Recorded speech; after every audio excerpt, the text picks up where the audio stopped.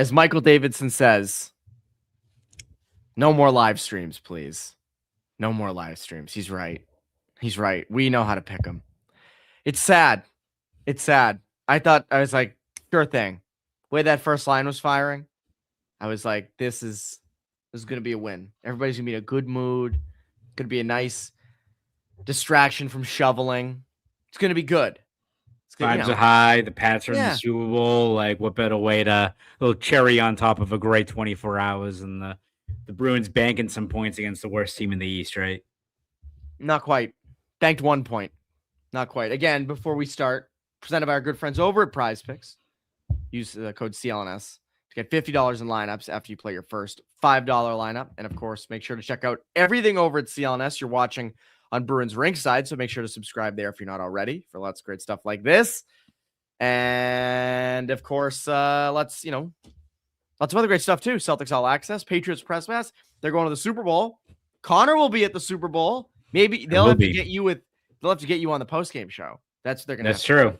That is true. I always see the CLNS crew. They're always hot at work, firing off like 500 billion videos pre and post game. So I'm gonna have to jump in on one or two, give my riveting football insight. We'll see. The people want it. The people will want it. I think they will. It's gonna be me. Like the Patriots are gonna like win an unbelievable like nail biter game against the Seahawks. Like, Conor, what was your favorite play? I'm like, I don't think they should trade Odvidson because it's gonna have nothing to do with the actual game. They need to extend him, actually, because he's a leader. Mm-hmm. People are going to be like punching their screens in the comment sections. So tough night tonight. They get their point. I saw Jack D said early in the season we were saying they need some loser points. Well, we got one. It's not a disaster. True, they did get a loser point, which is something. But considering you were up 3-2 on the worst team in the East, and you just kind of let them back in the game in the third, and they just got more and more chances, and you were kind of waiting. And then that third one goes in, and then it goes to OT, and Robertson scores that, and Lindholm misses the net. I think Kiki missed the net at some point. Yeah, it's just unfortunate.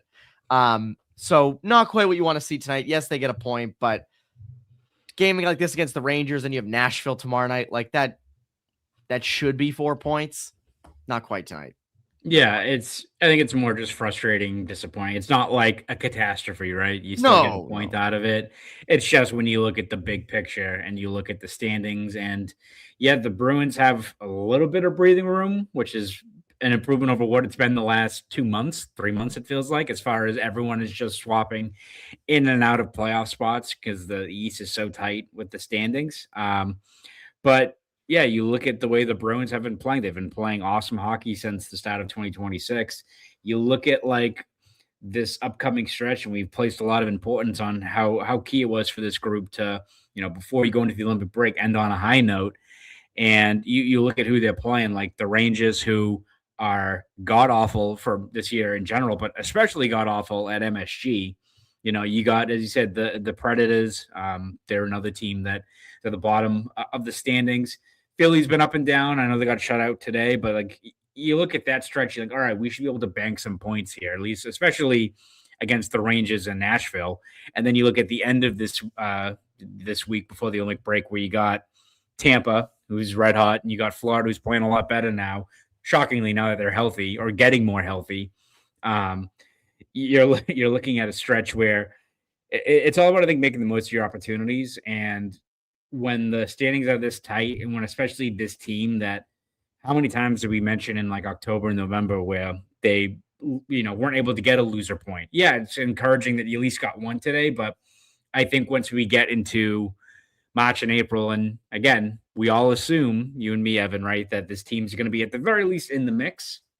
Like when you get to March and April and you start playing the numbers game, and barring them just keeping up the stretch where, they go, 21-2 or something like that down for the next little bit here, we're going to get to, the springtime, and the Bruins are going to be hovering around. But man, how much would an extra 4 points change their fortunes, right? And I think you look at, this game isn't like the top of the list, like the shining example of this team not getting in their own way per se, but these are the kind of games that right now, especially, are ones you look back on where You played good enough to get a point, but you needed to, especially against a team that has been on the ropes, especially at home for the entire season, it feels like. Yeah, it's funny because there you've seen them, Connor. I know a lot of our viewers and listeners have seen them too. The JT Miller clips on Twitter where people are like, look at that hustle in the D zone from JT Miller. And so like in this game, I'm like, when 8 would jump over the boards, I'm like, I want to watch him for the full shift. I want to see what he's doing there. And like that Aspero hit where Aspero just crunches him. It looks like Miller kind of just like stops tensing up, like kind of just like disengages. And there are moments, after he takes a shot or whatever, where he just kind of like stands back upright. And I don't know. I don't watch the Rangers every game. I'm not an expert on them, but like I see that and I'm like, ooh. That is a franchise that is in a rough spot. No question about it. And that's kind of what makes it all the more worse that you can't pull 2 points out of it, because there aren't a lot of teams like that in the East. The East is so clumped up. I mean, all these games the Bruins are winning, they're still behind. They just stay behind the Sabres in that second wild card spot. Like the Sabres have been so good. I mean, you beat Montreal Saturday, but they've been really good. So Tampa's red hot. Like, yeah, you don't get a lot of breathers, right? It feels like whenever the Bruins are playing well, when they're like 8-2 or 9-1-1 or something like that, that's when like Tampa does the same thing, or Detroit. Like, there's not been stretches where the Bruins stretches of strong play have been offset by other teams hitting a rut. Or when it is, it's when they're playing like teams below them in the standings. Like, they haven't had much of a breather this year as far as just the way the East has been set up. No, they haven't at all. They haven't at all. One thing I want to touch on, I want to spend a lot of time on that first line, because you got to give him flowers for how well they played tonight. Pastrnak, especially 900 career points.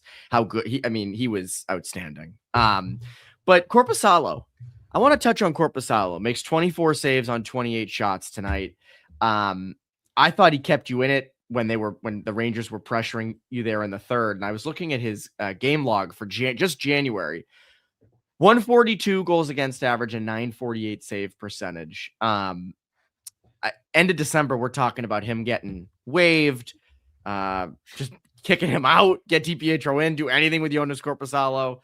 He's been better. The third goal, there was a lot of pressure there in front. You probably do want to save there. Overtime one, that's just a one-on-one with Robertson. I can't fault you too hard for that. But overall, like, he's been, I don't know if you can ask for much more from him that he's given you over the last month. Yeah, I mean, I agree that, the game tying one, like low to high play, the overtime, didn't really like it, but I think all things considered, like, I think you could have come away with 2 points with the way he was playing. I think, credit to him, he's played a lot better since, I agree. Like we were talking about, dude was literally just like vibing, doing nothing during the West Coast trip. Like, you're like, is this guy ever going to play again?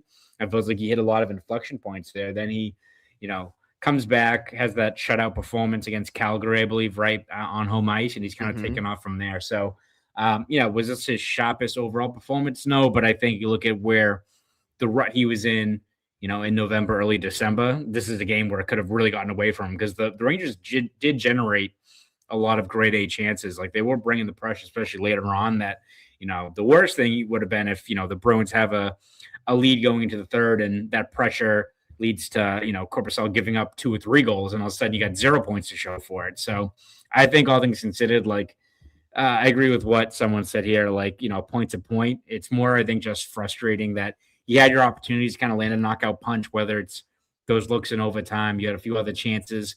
Frustrating because I think the refs had some ticky-tack calls too, where I think it should have been maybe some 4-on-4 play, or, stretches where the Bruins should have had another opportunity to get on the power play. So it's more just like frustrating. Like, I'm not taking any like sweeping conclusions or declarative things out of a game like this. It's just, when you look at how tight the standings are, it's one that's just disappointing. You weren't able to bank those points. And I also noted, someone said it here. Don't know anything yet on Hampus Lindholm's injury, but seemed like he was pulling up a little bit lame there at the end of his overtime shift. And that would be not good. He's a guy who's dealt with injuries so far this year. And you see, like, when everyone's healthy, which is the sign of a team that, needs to have a lot going in their favor, You like when Zadorov's out there, Lindholm, all that stuff. But when injuries start piling up, that's when the cracks start forming. This team already kind of had cracks in their decor. When you're missing key guys like that, that's when it becomes too much to overcome, or your margin for error is very, very, very short. It is. The other thing that could have been really bad, or it looked really bad at first, was the McAvoy thing, where he's slamming his stick, hits Dustin Stuck, the trainer, hits Jeremy Swayman as he's going off the ice, and you think like, oh shoot, he knows something's up. This is not good. And then he's back. So I don't know what that was. I was looking at the hit from Will Cooley. Yeah, it looked like it was just sort of a stinger. It wasn't. I don't think he lost his breath or anything. I think it must have been something up above. But yeah, you need those guys. And when we talk about like this team and their future and what they should do and where they'll go and how far they'll go come the playoffs or if they make it, if injuries hit, especially on D, Zadorov, Lindholm, McAvoy, that pretty much seals your fate. So you don't need that. You absolutely do not need that. But before we get into the top line and how good they were, of course, our good friends over at Prize Picks, they are top line. The big game is almost here. The Patriots are in it. And there's no better way to cash in during America's biggest sporting event than Prize Picks, where it always feels good to be right. And since the big game is right around the corner, that also means it's your last chance to get into the football action before next season. So close the season out right with Prize Picks by getting $50 instantly in lineups when you play your first $5. Drake May has not had a great playoff game yet. Connor, I believe this, and I think it's going to come in the Super Bowl. I say this every week, but Super Bowl, Connor, stakes are at the highest, and Drake May is going to be at his best. Find your community on Prize Picks. With the new social feeds feature, you can share Prize Picks with your friends and copy lineups from winners with a single click. Copy lineups you like or use them as inspiration for your own picks, and you can even follow Prize Picks partners like us and tail or fade our picks with just one click. Join millions of users and sign up for America's #1 sports picks app. Again, download the Prize Picks app today and use code CLNS to get $50 in lineups after you play your first $5 lineup. That's code CLNS to get $50 in lineups after you play your first $5 lineup. Prize Picks. It's good to be right. Good to be right. A lot of confidence in the comment section. May over 600 passing yards. Yeah, Jack's right on this. I'm taking. Yeah, I'm gonna call Prize Picks this week. I'm gonna say, you know what? Highest, I haven't looked yet. I don't know if they must have them up. They must have the numbers, but like, hey, can we get to 600? Can I take more than 600 passing yards? Hopefully they'd be like, Evan, we regret to inform you, you're about the 5,000th person to call us with that same thing because everyone's so confident. Everybody wants them. There's some stuff about call-ups. I want to get to that in a little while. I don't want to do that right now, so hold tight. Because like Jason Larade asked us earlier, could we see them sell like last year but get results with call-ups? I want to touch on that. Like Kevin Pistorius, when's the Hagens call-up? Right now. It's tomorrow, actually. They were calling up surprise tomorrow. Do it right. They'll call him up in the fourth quarter, Super Bowl 60. That's right. Sneak that one through. No one's seeing that. I want to touch on the top line. He's gonna show up with Bad Bunny on stage. That's how you find out he's there. He's the third act. It's what is it? Bad Bunny, Green Day, and David Pastrnak. So it's James Hagens. Yeah, I want to talk about Pastrnak, but James Hagens is going to be on stage. Breaking news! You heard it here first. He's going to be a part of the Super Bowl halftime show, and that's where he's going to announce that he's joining the Bruins. Yeah, he's going to leave BC early, just for that. So don't say we didn't tell you. We gave you the heads up. That's why you watch these live streams. Give us credit. Yes, please. Per Connor and Evan, please. Jack says it. Pastrnak is just a marvel to watch. And it's true. You know, when like it's relevant to any sports league, but I think everybody's played some form of youth sports. When an older kid or a kid from like the A team comes down and subs in on like the C team, and it's just a different game. It's just they're on a different level. That's Pastrnak right now. Like those passes, even like first shift of the game to Geeky, backdoor. Geeky, I think Quick made the save, or Geeky kind of put it wide. But just the passing plays that he's been making, the one he made on the goal against the Canadians on Saturday night, that one was filthy. Sicko. Like it's his vision and how intelligent he is and how skilled he is. And he's not the fastest guy. So it's just finesse. I mean, it's such high IQ stuff. And Lindholm scores 2 goals tonight because of it. Geeky scores 1. Pastrnak hits 900 points. That's another shame why they did. It's a shame why they didn't win, because to me, like, that was the story, and just how good Pasternak's been of late. It's a different level.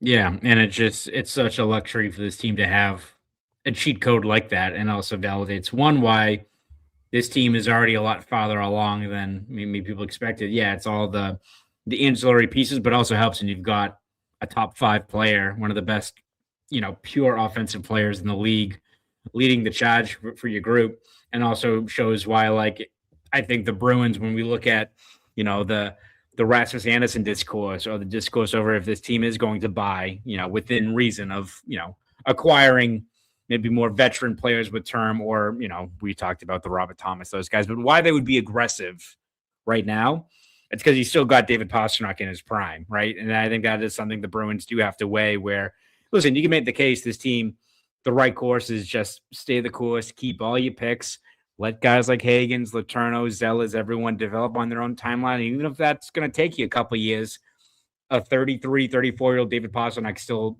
a point per game player, if not more, right? Like, you could easily see that being the case, but I think it just validates why I think Don Sweeney and the Bruins are kind of leaving no stone unturned as far as what to do with this team, because when you've got a talent of Pasternak's caliber out there, along with guys like McAvoy, Swayman, what have you, it just it changes the complexion of your team, and it's such a luxury to have a guy like that. Where, again, I don't think the Bruins as a whole had their best game today, especially lines 2 through 4 didn't have a lot of pop, I don't really think, in this one, but you almost still got 2 points against a really crappy team because you got a top 5 offensive player in the league leading the charge for you, and that just shows you how skilled he is, and the fact that, he goes from a guy that kind of broke out into the league as a proven goal scorer, and now he's just a guy that wherever you put him on whichever line you work him with, they're going to generate, because he's so that gifted of a playmaker. Like, there's a lot of guys who can be 40, 50 goal scorers, and there's not a lot that can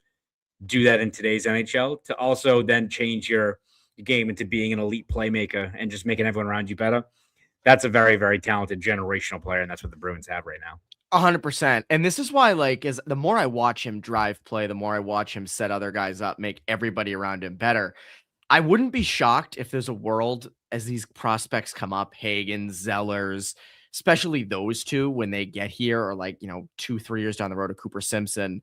Not saying that those guys are going to be automatically top line guys, but couldn't you see a world in which they trust Pastrnak to bring along, hey, we're going to put you with Hagens down the middle in Hagens' second year. We're going to move him up to play with you, David, or like a Will Zellers, right? Like, setting up Will Zellers for goals, like, down the road, I could easily see it. Or any prospect, a prospect that they acquire, a prospect that they that he drafted the next couple of years. Look at Fraser Minton, right? I was going to say, I think you're seeing it like right now, right? Obviously, it wasn't the case with the way the lineup was today, but man, like, feels like it was a week ago. So, like, when Pastrnak was with Minton Hustinov, I was like, is Murat Hustinov going to become like Chris Kunitz and just be like a 20-goal, 45-point guy because he's with Pastrnak? Like, I think you put any talented player who's got a smart hockey IQ, knows how to complement, and does kind of the dirty work for a line that David Pasternak's on, they're going to produce. And I think it's a luxury to have, right? Where, if you want to put him, Hustinov, and Minton together, I think they're going to generate offense. If you're bringing in James Hagens, and we agree that he has the potential to be a legit top 6 franchise player, but we're also setting reasonable expectations. It's not fair to be like, this guy's going to be a 60-point rookie. Put him with David Pastrnak, shit, he very well could be. That's, I think, the luxury of when you have just there's teams who have built their lineup where you've got a lot of top 6 caliber players. When you got a generational guy like that, it just means that whoever you put him with, it could be other top 6 level players, or it could be guys that maybe more middle 6 grouping types of talent. You're going to have like a legit top line whenever David Pasternak's out there. And that's not a lot of guys can do that and have that label. And that's what you see whenever he's out there. And I think that's encouraging because, again, you're bringing in all these prospects, and we debate this all the time. Or do you need to make a trade for a Rob Thomas type player? We talked about this with Rasmus Anderson. I know he's a defenseman, but like, we talk a lot about this with current high-end guys. Like, do you have to maximize the window? I think there's a world, and it's a likely world, in which a guy like Hagens comes in, and at some point is put with Pastrnak, and Pastrnak brings the best out of Higgins and helps kind of develop, bring him into the league, and he's producing and he's setting Higgins up for chances. Higgins is setting him up for chances. Whether it's Kiki on the left side, whether it's another prospect down the road on the left side, like I think they can get away with that with Pastrnak. It's funny because for years they kind of tried that with Krejci when they couldn't find the guys on his right and left. And like DeBrusque was that for a little while and they couldn't quite find. I think Pasternak's a level above. Like, and I mean, no disrespect to David Krejci. Love David Krejci, but and completely different players, obviously. But Pastrnak is the fact that he can do it with Mitten and Hustendinov and what he's done with Geekie, and Geekie's obviously sustained it. But like Elias Lindholm, he's on a 70-point pace. Like, a lot of that does have to do with how well Pastrnak plays and setting him up and passing the puck to him. And I'm not taking anything away from anybody, but that's how good Pastrnak is. And I think that it's good that you have him for these younger guys coming in to sort of draw them into the league. Chiefy Smeefy says, I don't know. I get having realistic expectations, but I think a top 6 of Geekie, Higgins, Pasta, and Zacha, Hustendinov, and Zellers might solve world hunger. I agree. Lord. I agree. I like that too. Lord. I like that. Zacha, Hustendinov, Zellers. That could work. Got Mean Dean on the third line. That's right. That's right. It's wild. Not to get off on a tangent here. We can probably talk about it later, but we can do it now. It's crazy how much better Dean Letourneau looks. Like how much he's producing. It's crazy. I'm not changing my opinion, right? That he should and I hope goes back for a junior year, but like he is like kicking ass right now as a sophomore at BC. Like he's really dominating play when you even watch his shifts. Like it's not just like watching the clips of him just like with that shot that he has, but he's like a man out there against, again, guys who are 5-6 years older than him in Hockey East right now. It's credit to him, right? Because I think we at least were part of the Dean Brigade, Evan, that we were like, hey, give this guy some time. Did not think that it was going to be this. I thought it was going to be like, hey, man, you bounce back and you get a 14-point season as a sophomore, feel good about your game, play to your strengths, build off of that. He is dominating right now, and all the credit to him. So, by the way, I never really plug it, but New England Hockey Journal, I had Sam Rob O'Hagan, who's a senior at BU, do a story on Dean Letourneau. It's phenomenal. It'll run on the website soon, but it dives into his life and how he dealt with last year and kind of being a little bit of a laughing stock. And now he's in the running for the Hobie. Like he's that good. And I that's the thing with me where like you're seeing it come together. Now I'm with you. I want him to go back to BC, do another year, but oh my God, like it's wild. It's wild. And we talked this summer. We were like, if he gets you 0.75 points a game or even 0.6 points a game, like you'll take that. Good. It's a long process. He's ahead of that. He's ahead of that, man. And as Greg Brown said, what did Greg Brown say Friday night? Like something like, we told you so or something, which like you can do. You can do when he's that good. Wasn't us, Greg. Yeah, we were not. Wasn't us. Wasn't us. We were. Hey, look. Talking to the guy who loves dragging the Eagles, but we're not doing such thing because let me tell you, Evan. I went to the BU game on Saturday with a bunch of BU friends trying to enjoy some good time. That team plays like a bunch of dickheads, man, which is the meanest thing you could say about a hockey team. That team is so talented and they play like a bunch of assholes. It sucks. It's horrible, Evan. I know. I'm not having a good time. Anyway, this is my Hockey East minute. They're playing like the Seattle Kraken. Oh, that's the meanest thing I could ever say. Oh, that cuts deep. That's like the worst thing you can say about something. So you mean it.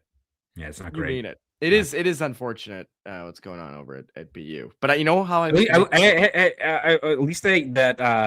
Sasha Boyver got into that fight. That was sick. That was cool. That was the most exciting thing. Then he gets suspended for 2 games and your team gets shit kicked by Providence. Yeah. Whatever. He'll go on to the NHL. Don't have to worry about it. But anyway, they're producing talent. Yeah. That's what it is, Conor. Exactly. They're just there for. I am not having a good time, Evan. This is horrible. I hate this. Let's talk about me.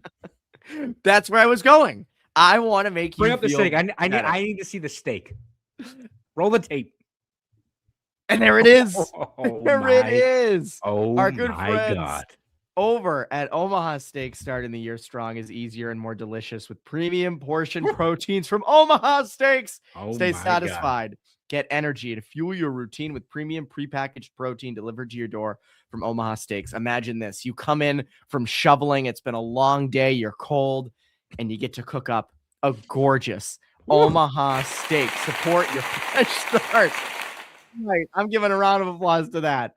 With high quality proteins from Omaha Steaks, every steak is perfectly aged to maximize tenderness and hand cut by master butchers in America's heartland. Grass fed, grain beef has more marbling for exceptional flavor and is the choice of steakhouses and professional chefs around the world. So, Cranberries? yes, exactly. Let Omaha Steaks deliver high quality proteins. We're going to run it back right here. Run it again. Visit omahasteaks.com and get an extra $35 off with promo code Patriots at checkout. That's OMAHA steaks.com. Promo code Patriots. Terms apply. See site for details. I finished the read, but I feel like we should just let people watch this because I agree. I mean, look at how great this is, man. Like this that is unbelievable. That is a bird. Like, give me that. Like all this. 50% off site wide plus code Patriots. Like you can't beat that. You can't beat that. Unbelievable. Shout out on my steaks, man. Did they carry bison? I don't know. That's a good question. I should genuinely look into that. Because I've had when I was in Utah, I had a bison burger. It was different. It was a little sweeter. I only shot had it? one. Yeah. I got it was like Gordon Ramsay video. Like I got the food myself, made it myself. Casual. Not quite. Yeah, Ty Anderson. with Omaha Steaks. Shout out Omaha Steaks for still being a sponsor, considering we played the. I mean, I think they appreciate a good marketing, a good ad read, and we gave them a hell of an ad read. I think about reads. 48 times, I believe, was the final count. So it was great. That's a thing. It's a fun thing. People like it. Keep playing it. We play it while Ty's telling us random stories about Lord knows what. Mm-hmm. And it's like, how on TikTok and Instagram, Conor now, like when someone's telling a story, Temple Run or Subway Surfers is in the back. It'll be like them playing like Halo 3 or something like that. Yeah. Omaha Steaks will just play in the back if someone's rambling or going on and on. It's like my car broke down in Gary, Indiana, as they're trying to beat the Cortana level. I can't even focus. It's too much sensory overload for me, Evan. It's too much. See, for my age, I love it. But one interesting thing, someone, I think it was Jack D mentioned this earlier. Pasternak looking onion rings. Oh, yes, you could look onion rings too. Jack loves the onion rings, which I do. I agree with him on this. Paster's the most underrated best player ever. He doesn't get enough credit league wide. There was a tweet by I think it was Jason Demers. Did you see this, Connor? He tweeted a couple days ago. Oh, I lost it. Oh, I have it now. Now I have it. So I think David Pastrnak might be one of the most underrated players in the NHL in the top tier. I put him in the same category as Adrian Kempe. Now, everyone was like, wait, what? And he replied and said, for the English majors in the comments, I'm stating that in the top tier where I have David Pastrnak, I still believe he's severely underrated. Kempe is in a lower tier, but for that level he's at is also very slept on. Take a breath, which like, I get where he's saying, but like, when I first read that, I was like, wait, you're putting them in the same boat? Like, huh? But Pastrnak is incredibly underrated. He is. And I don't know why, because like he is flashy and he has a lot of personality. He's dresses well and those photos go everywhere. He always ranks high in those like rankings of best dressed going into games. I do wonder if it's a little bit of, the Bruins in 22-23 were nasty and the best team in the league. So like he had maximum exposure there. I was thinking like, all right, well, last year they weren't great. The year before that, they were kind of like the Moneyball Bruins. It is interesting. Like I always say for the NHL video game, like why is he not a cover athlete? I say this every year. Like he should be he should be a cover athlete at some point, but he is underrated. And I think that the rest of the league, like everyone knows him as a goal scorer, but the playmaking is just sick. Yeah, no. And I think that's what, I wonder if it's just like he's had this label for so long as just a elite scoring wing where it's like, all right, we kind of know everything about this guy. And I think that's what makes him so special is, he like started out being a really exciting, gifted playmaker, and then he ends up being a 40 goal scorer, then a 50 goal scorer, then a 60 goal scorer, and then like to go from that to still being a guy who very well could do that, but then to change his game and cater to kind of the roster around you and be one of the most gifted playmakers in the league, a guy that knows that he can't just be the guy, nor does he have the means to just even look at just how he's like evolved on the power play, right? He's not just hanging out waiting for the one timer anymore. He's like a rover out there, and not a lot of guys can do that. Like, not this is probably a bad comparison, but it's like Alex Ovechkin. He's going to be on the power play, and he's the best ever at it. So like, there's no need to change like what's working for him. But like, Pasternak's one of those guys that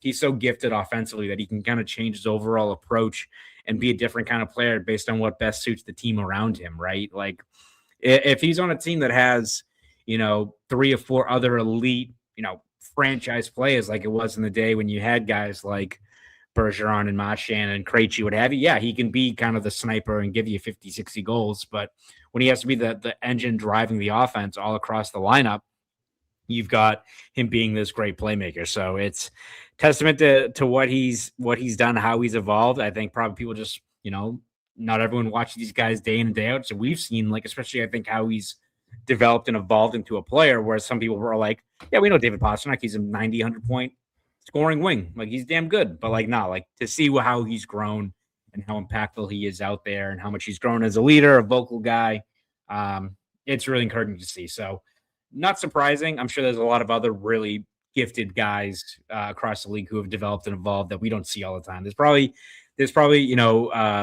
Hurricanes beat back in like 2017, 18 was probably like freaking out that no one was giving like Jacob Slavin some love. I think he's starting to get some of that recognition, right? I know different type of players, but I think where we have Pastrnak under a microscope, and we've seen him, how he's evolved.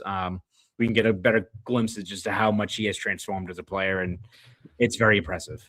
It's funny. You look back at like Brad Marchand when Bruce Cassidy took over and sort of the evolution that he underwent of going from a pest middle six type winger to you're just going to focus on offense and obviously defense as well, but focus on production. And he becomes arguably the top left wing in hockey playing that way. And he still is at or around that level, but it was a real change in who he was as a player. And I think we're seeing Pastrnak do is something similar. Obviously, Pastrnak wasn't a pest. He wasn't licking people or anything like that, but he was a goal scorer. That was what he was. Not one dimensional, but he was a goal scorer. That's what he was. He drives play now. He is an incredible playmaker. Obviously, he's always had this, but I do wonder if behind the scenes there's been talk of, hey, you're the guy now. Like Bergeron's gone, Krejci's gone, Marchand's gone, and this is even while Marchand was here. You got to make things happen yourself. Like that's what you got to do. And he's been able to do that. And like Lele Shine says, he should have a legitimate run for MVP. He has a case. He won't win it this year. Celebrini, what he's doing in San Jose is insane. What is he? Celebrini is at 74 points in 50 games. Celebrini's at 74 points in 50 games. And I'm almost positive, I'm trying to pull up Sharks numbers right now. I don't think anybody on that team is a point per game player after him. Yeah. He's a freak. Like a generational talent. He's 19 years old. Yeah. Right? The next scorer. Yeah, you're right. He's 19. Next score. He doesn't turn 20 until June. Next scorer on that team is Tyler Toffoli with 34 points. And then Alex Wenberg with 34 and Will Smith with 33. And Will Smith's been out. Will Smith missed some time, 33 and 37. But like, he ain't put him 70 points. Yeah. It's insane what he's been able to do. And by the way, you also have McDavid with 90 points in 53 games and McKinnon with 88 in 50, which is hysterical because didn't McDavid start the year kind of slow and everybody was like, oh, yeah. It's like, guys, we know what's going to happen. We know exactly where this is going. But you know what? Pastrnak does have somewhat of a case. And it was the same case, same thing last year, where it's like what he was able to do with Geeky and with his own production. So it's wild what he's been able to do. And I do think that there's a legitimate case for him. Chiefy Smith, he says it was like Pasta last year. Yeah, exactly. That closest was Geeky with like 50. So it is. It's a wild time. I want to get into call-ups because that's been something that people have mentioned. We can We can talk Hagens. We can dive into all that good stuff. I know everybody loves to. We can even, if you want to talk trades, I think Carson Soucy just got moved for a third to the Islanders. So if people want to talk about that, they're more than welcome to talk about that.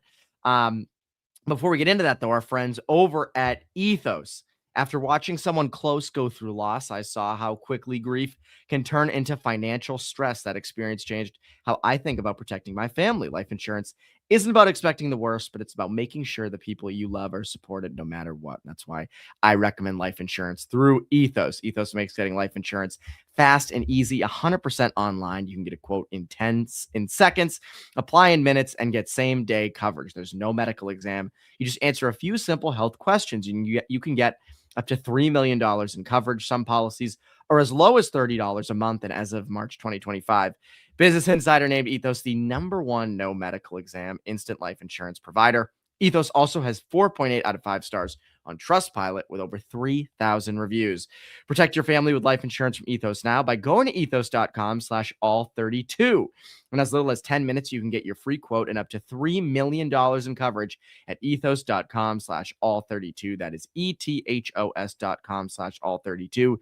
Ethos.com/all32. Application times and rates may vary. Ethos.com/all32. We should just have the Omaha Steaks thing run with other ads. Have Omaha Steaks running in the back. So you're associating with like, good steaks, burgers, cranberries on burgers, which I said this to Ty at the time with the cranberries on burgers thing. I don't hate that. Like, it's a Thanksgiving burger. Probably turkey burger, but like probably a little goat cheese on there, switch things up a little bit. Maybe. No, okay, I'm getting too far. Well, no, I'm not. Well. I'm not the biggest goat cheese guy. I'm not. Yeah, I didn't realize I was going to offend you. Like, I didn't realize Conor eats shit sandwiches. Jesus, different strokes for different folks. Like, it could exactly burgers with a side of life insurance. That's right. It's your life insurance burgers, and you get your prize picks. Everything you need is here. Don't get goat cheese because God forbid, I'm going to smack you in the face. I'll judge you. Judge you. Anyway, the call-ups, because this is something people have been bringing up. Segue back to hockey. The call-ups. Is there a world in which they could sell guys like Arvidsson, Peak? Middlestat, I think, is safe for right now. I don't see that. I mean, something could change, but I don't see that happening as of now. But if you trade those two and you call up, whether it's Lysell, Frederick Brunet is someone that people have wanted, called up from Providence on D. James Hagens, once the college season ends, I think if they are in a playoff race, I wouldn't be shocked to see him up here. Is there a world in which you could sell those two, Peak and Arvidsson, and still be competitive with the guys you call up?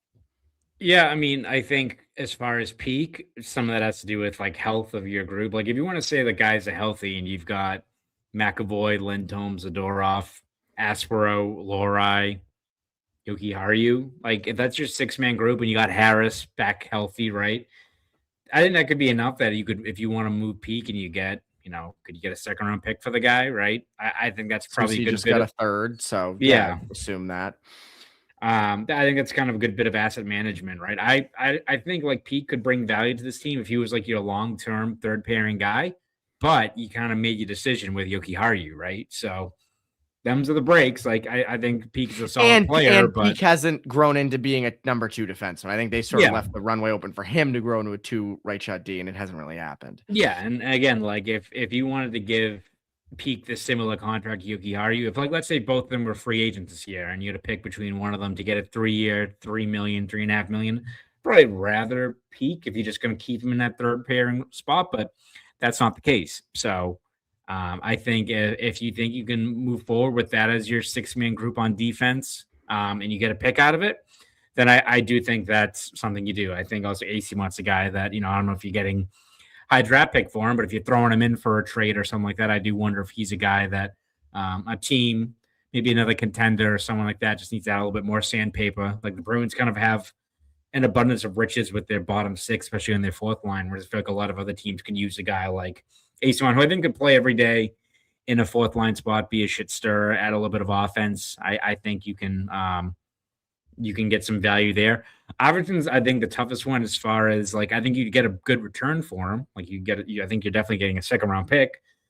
I'm not so sure your second line is still clicking and still humming along like they had for most of this year with him being out. That's the one where it's like if you moved him, I do think it is absolutely hurting your team for this year. Now, long term, like if you get a second round pick, hell, if he's playing at a high level and a team's desperate, they want to give you like a low first. I don't know if that's the case, but I'm just saying that maybe changes things, right? Where as much as you like him as a player, the guys in the room are going to be probably pretty pissed off if he's getting dealt. You got to take the business side of things into the equation. But I think if you're the Bruins and realistically you're like, all right, we're gonna take a hard line approach to this. We're gonna move on from Arvidsson. It's gonna piss off the guys, but like, hey, like we're looking at stuff like Lysell will fit right in. I think you're lying to yourself as far as the Bruins themselves thinking that it's just going to that second line, which has exceeded expectations all year, is just going to pick things up with a guy like Arvidsson, a guy who you hope can play a similar style, right? Really gifted skater, like buzzes around the net, but have we seen it from Lysell yet? No. Like, maybe does he need the opportunity? But like, I think we've seen a lot of stretches for him that I will believe it when I see it. Is probably the best way to put it. I think if the Bruins are going to be the ones convincing themselves that Lysell can be Timu version of Victor Robertson, I think they're lying to themselves. I think they're well aware of that. I wonder, like, if you dealt Arvidsson and we're getting into hypotheticals here, and they are good, and that second line works, and so when we used to talk in October and November, it was like, yeah, Arvidsson's gone, bye bye, like no hard feelings, get a pick for him, and you're good. It does make it harder now with the way that they've been playing. I still want them to do it. I still think that's the right move, but and if they do that. Do you then move Geeky down to that line with Middlestat and Zacha and move someone like Hustendinov up with Lindholm and Pasternak? Or, is that how you remedy that to try to smooth it over? And then whether it's AC Mont in the bottom six or someone else from Providence that can take a bottom six role. Like, I do wonder if that's the route. I think that's the more likely route. That they would take if they were to deal Arvidsson, because it doesn't feel like they're in any rush or dying to bring up Lysell. So if they were to trade Arvidsson, and that is I agree with you. That trading Arvidsson, if you just trade Peak, I think you're still on the same path. You deal Arvidsson, it is a little different.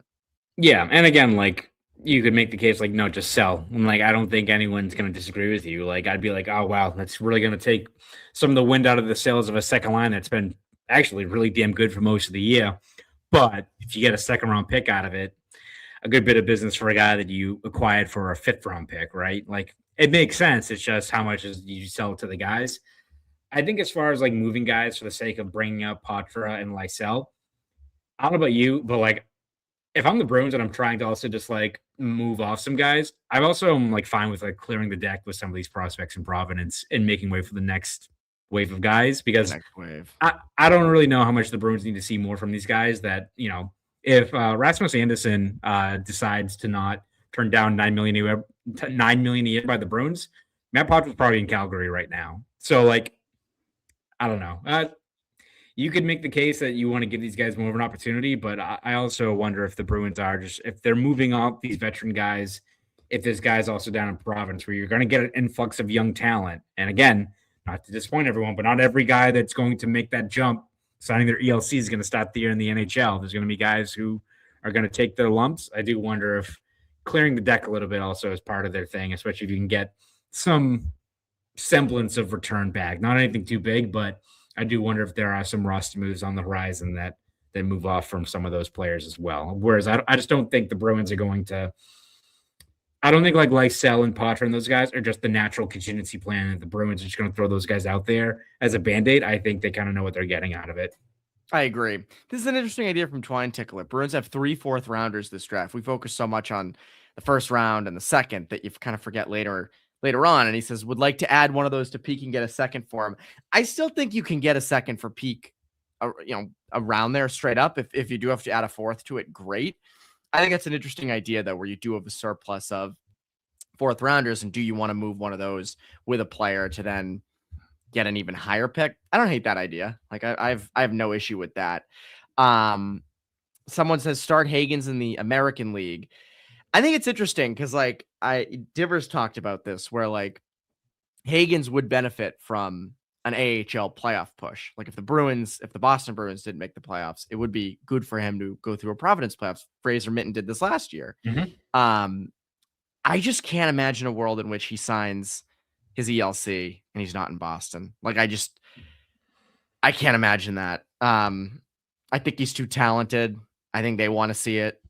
I would be surprised if he started in the American League. I think it would help him, but I'd be surprised. Yeah, I think it would help him, but I do think when you look at the skill set, the talent level, I do think probably the Bruins' best case scenario is you bring him in for meaningful hockey up here. If the Bruins don't make the playoffs, that sucks, but then you bring him down to Providence, right, and just give him that reps. But ideally, the Bruins bring him up, he plays well, and he's part of a playoff run up here, and Bruins fans are really excited about what the next couple of years look like when you have a guy like him in your lineup. So again, a lot of that's also going to fall on Higgins himself.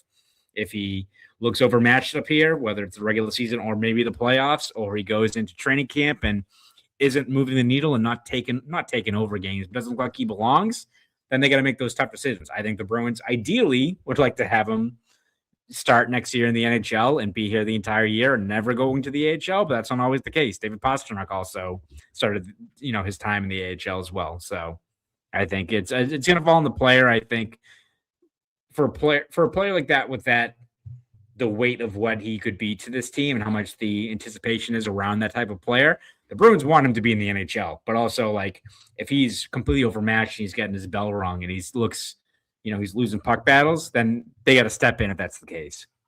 Wouldn't like the dream scenario, I think, for the end of this year would be that you make round one, Higgins kind of does what McAvoy did in 2017 against the Senators, where he steps in, excels, plays really well. And I remember leaving that 2017 season and being like, stinks they lost in round one, but hell yeah for getting there. And then hell yeah for McAvoy looking like you got something there.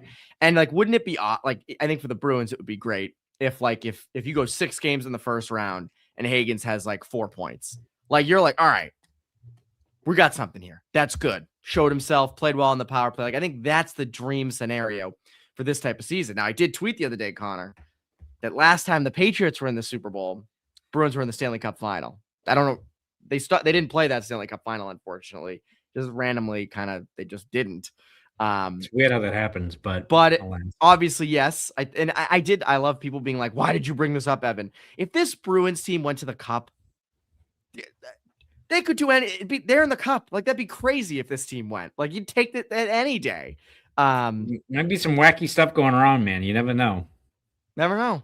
But I think the dream scenario. When Dean Letourneau gets called up and we're all like, he's not ready. He has a hat trick in his first game and just becomes Tage Thompson. We're all going to look like a bunch of dummies. That's right. That's right. Chris Nosek says Blenar, Grenwald, Hendrickson, Lockmellis, Spicer, all 4th round picks. Keep those. They know how to find value in the 4th. Well, see, not to explain the draft, because I think people know this, but like 4 through 7 are where you take your swings. That's those guys are all over the board. So I don't want to say hidden gems, but it's like, hey, I find a lot of value in this guy who Central Scouting might have ranked in the 6th round, but I really like him. And okay, great, we're going to take him in the 4th. That's when you get those kinds of guys. Like Blenar was a perfect example of that from this past draft. Someone that you're kind of taking a swing on. Jack D, Higgins, 2026 Conn Smythe Trophy winner. I guess that would be the dream scenario. The dream, and that's pretty realistic. James Drake May Higgins. James Higgins. Jimmy Higgins. I think that could work. Jimmy Drake May Higgins. I think that would be great. Cashman says McAvoy came in because of an injury. They're not handing Higgins a spot. Don loves to make them earn it. Don loves to make lower end prospects earn it. I think Higgins is James Higgins, and he was the 7th pick. I think he's gonna have a spot. That would be my thought. I think he's going to play his way out. I think he's going to be playing some hockey up here in March. Yes. Regardless of what the Bruins' trajectory is, because a lot can change between now and then. I think they're aware of the talent level he has, the anticipation that comes with a player like that. So I like this from Chivy's review. He's doing pretty well, and I know he's not actually in the He's not in the KHL already. He's in the league below it, I believe. But yes, being productive over there, you never know. The Bruins, again, there was like a 20-year stretch where they just didn't have any Russians at all. Now they got a whole bunch of them. So, yeah. Kirill Yemelyanov, for those listening, not watching live, Kirill Yemelyanov is going to come over from Russia, not knowing a word of English, and he'll be that final piece that they need. Chiefy Smeefy says that. So, yeah, maybe that is the piece. Yemelyanov, and Hagens. Like, this is, we always put it, 3 Russians, as they call them. Perfect. Right? Perfect. James Hagens, people forget he's from Russia. Yeah, it's true. Siberia, actually. That's right. Yes, he grew up in the cold. Very, very cold. So lots of ice rinks to skate around with him. Yeah, I think we've, by the way, friendly reminder, make sure to go subscribe to Bruins Rinkside on YouTube if you're not already. We're gonna have a lot of these obviously going forward. And of course, if you don't like watching us, you just want to listen, Bruins Beat, Poke the Bear, Pucks with Hags, you can subscribe wherever your podcast from. Celtics All Access has a lot of great stuff right now. Make sure to subscribe to them if you like the Celtics on YouTube. And then Patriots going to the Super Bowl. Patriots Press Pass. Keep it there. Maybe Conor will jump on. We said this earlier. Maybe Conor will jump on. We have some Bruins videos live from San Fran. So yeah. Oh, you do we do you standing by the field, but just doing Poke the Bear. Like, I can't believe they only got a third for Arvidsson. As like Bad Bunny's in the background. I get like immediately hit with the copyright infringement, and be like NBC and the NFL just immediately beat me up. Chris Collinsworth kicks you in the face. Like, yes. Now here's a guy who's not even watching the fucking game. Now here's a guy who doesn't know ball. Yes. that'll be it. Yes. Is Conor actually going? Yes. Conor will be at the Super Bowl for Boston.com. So Conor will be on location. He'll be our expert, our Patriots expert. You should ask Drake May. Wait a minute. We can brainstorm. They have the big. I will be at media day. I'm covering. So I'll be down in Tampa for the Stadium Series, which is going to be a blast, and we'll obviously have a lot more stuff from that. We'll do something with that. I will not be there, but we'll figure something out. But yeah, the next day on Monday, I'm flying direct from Tampa to San Fran, so I will be there in time for media day, which is later on that night. So yeah, and so I think, like, again, as Kevin Pastore says, Conor, Ryan. I think like media day, you can go up and you can ask these guys about the Bruins. Drake May, what do you think of David Pastrnak? What do the Bruins questions? I'm sure your bosses at BGC would be. It's gonna be me like trying to shout over like JB Smoove and like Baba Booey and like Guillermo. Other people. Yeah, Guillermo. Yeah, that's Guillermo. I'll be like Evan, I got a special guest for a Poke the Bear, and it's Guillermo. Will you sign my football? Yes. Those Guillermo. Imagine Guillermo's like, I can't believe like Dean Letourneau, everyone slept on him. Like 0 goals. Like he actually is the editor of Elite Prospects. Yeah, maybe he is. He was like, I was telling you, I was saying, Guillermo was saying Dean Letourneau was a legit first round pick. He had it before everybody. He did. So, it's funny. Guillermo videos were like highlights of my childhood. Like when I'd be scrolling the old YouTube algorithm or like my recommended page or whatever, and that would like Guillermo at the NBA Finals, I'd be like, click. Have to watch that. Like that was always must see TV. But yeah, maybe at the Super Bowl we'll have you do some crazy hockey stuff. Like shoot a puck at Drake, maybe like catch the puck. Like here you go, buddy. That's the last thing we need. That's like when please don't do that. That's like when Larry David tripped Shaq at the Lakers game. Like, no, can't have that be the case. Please don't do that. Outside of that, Conor, what can the people look forward to from you over at BDC and the Boston Globe? Yeah, you can read my stuff over at boston.com and the Boston Globe. We have covered every step of the way, especially with the Bruins, with Patriots. I write about a whole bunch of different stuff, so you can read all my stuff over there on those 2 sites. Please subscribe. And if you want to follow me on Twitter, X, whatever it's called these days, you can at ConorRyan_93. Go do all that. Thank you to everybody for tuning in live. If you did, that is awesome. And for your Bruins Beat listeners, have a great rest of your week.